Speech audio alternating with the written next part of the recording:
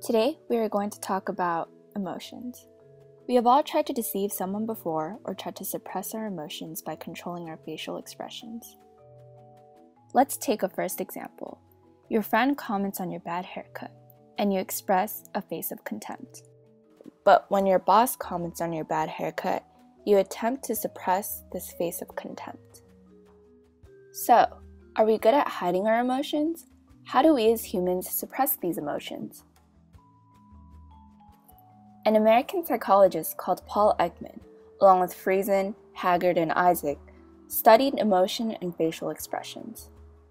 Ekman and Friesen suggested that the control of emotions is governed by something called display rules. There are several ways in which display rules are shown. Let's use some everyday examples to illustrate 4 types of display rules. Has someone ever given you a gift and you pretended to be more surprised than you actually were? This is an example of intensification, which is an exaggeration of your emotional expression. On the other hand, a winner of a competition tries to minimize her emotion since it is socially inappropriate to gloat. This is an example of de-intensification, which is the minimization of an emotion. As previously mentioned, you are angry at your boss, but you mask that anger with a smile on your face. This is an example of masking, in which you cover one emotion with another emotion. Now, in a game of poker, everyone tries to maintain a poker face. This is an example of the neutralization of facial expression. However, despite these display rules, it is difficult for us to maintain these expressions. There are slight giveaways. People can try to mask their disappointment, but their faces express these small bursts of disappointment for even just fractions of a second. In 2003, Ekman and Friesen proposed 4 sources of leakage to spot facial deceit. The first is morphology. You can observe facial features and wrinkles on your face. Ekman's studies of the face show that effort is focused on what is happening around your mouth and lips rather than the upper portion of your face. The second source is timing. How long does a sincere expression take to be on your face? The timing of it may be off. Third is the location of your expression. Where is the facial expression in context of the conversation?